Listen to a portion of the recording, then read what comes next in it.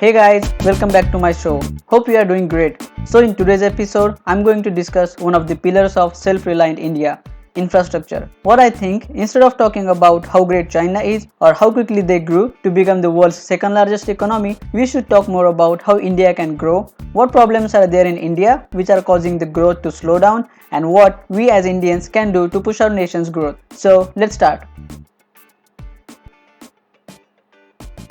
First, let's get ourselves familiar with what infrastructure means. So as per the Wikipedia, infrastructure is the fundamental facilities and systems serving a country, city or other areas, including the services and facilities necessary for its economy to function. I know it's a little bit hard to understand, but what this means is infrastructure includes all the necessary things like transportation, energy, water, economy, healthcare system and many other things which are important for the growth of a nation. I hate to say this, but India has a very poor infrastructure. In this episode, I'm going to talk about some of these infrastructures which are very critical for the growth of Indian economy. So the first thing is transportation.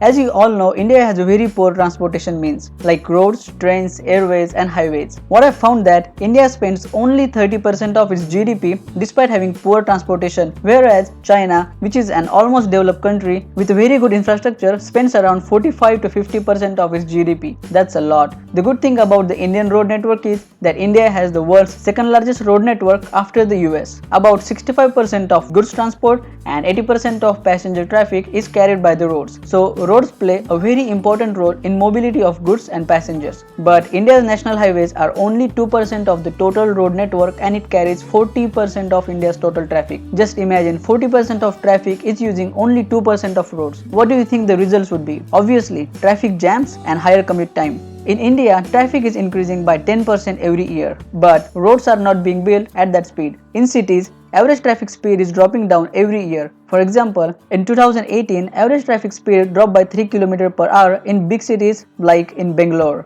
In Bangalore, average traffic speed in 2018 was only 17.2 km per hour. That means to travel 10 kilometers, you would need around 40 minutes, which is a very long time. And if you compare this with other countries, for 10 kilometers, you need around 15 minutes only. So just imagine how much time and fuel money we are wasting due to this poor road network in India. Let me tell you my personal experience. So whenever I travel back to US, I have to travel from my hometown to Mumbai International Airport, which takes around 7 to 8 hours. And from Mumbai to US, it takes me around 15 hours of airtime. And for those straight 15 hours, I hardly get time to move around. But even with this, I don't hate those 15 hours of airtime as much as I hate 7 to 8 hours of road travel. It's because of the poor quality of roads and traffic jams. Another popular means of travel in India is railways. India has the fourth largest railway network after the US, Russia and China. Indian railways do not earn any profit from passenger trains. It earns profit only from freight trains, that is by transporting the goods. Also, only 49% of trains in India are electric, whereas in China, 100% of trains are electric. This results in pollution and reduced efficiency, causing less profit. Also, despite having one of the oldest and largest train networks in the world, India does not have one single bullet train, whereas the world's first bullet train was developed by Japan in 1964, more than 50 years ago.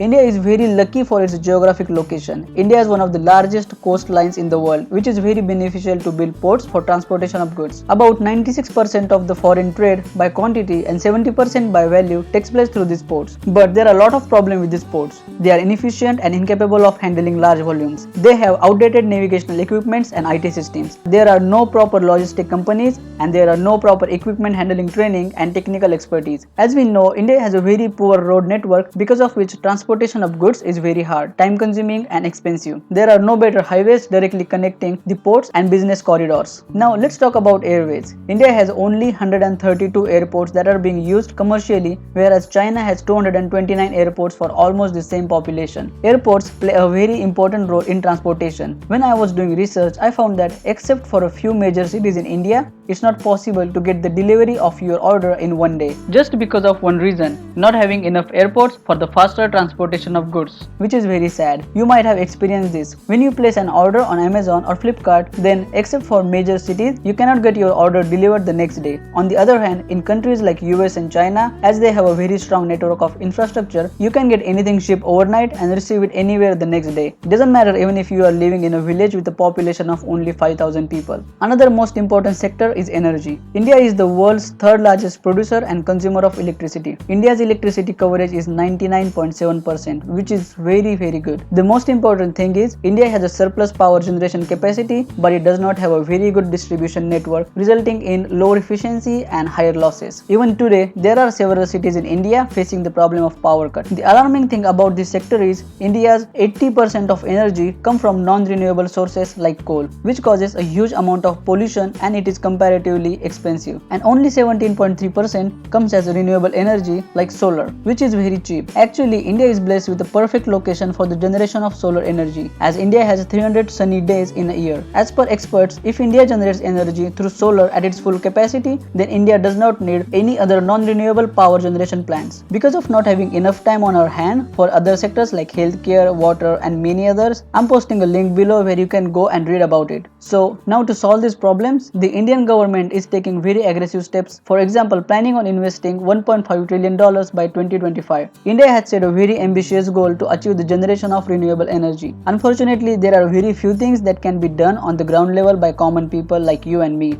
But if done right, we can help economy significantly. First of all, the most important thing is we should all pay taxes to the government. As per recent data, out of 130 crore Indians, only 1.46 crore Indians pay tax, which is less than 2% of total population. So I think whoever does not pay taxes does not have any right to complain about India's economy. Because of such fewer taxpayers, the government does not get enough revenue and cannot spend enough money to improve the infrastructure and economy of the nation. Also, when you do not pay any fine, say a traffic fine, you reduce government's revenue and increase corruption, which is very bad for the nation's economy. The other thing which we all know, prefer buying made in India goods so that most of the money will remain in India, improving the economy and generating the jobs. So that's it for today guys. I hope you enjoyed this episode. All the best. Do let me know in the comment section what do you think about this episode, and let me know other topics you want me to talk about. If you like this episode, please leave a like and share it with your friends and family, and do subscribe to our channel. Thank you guys. Bye bye. Take care.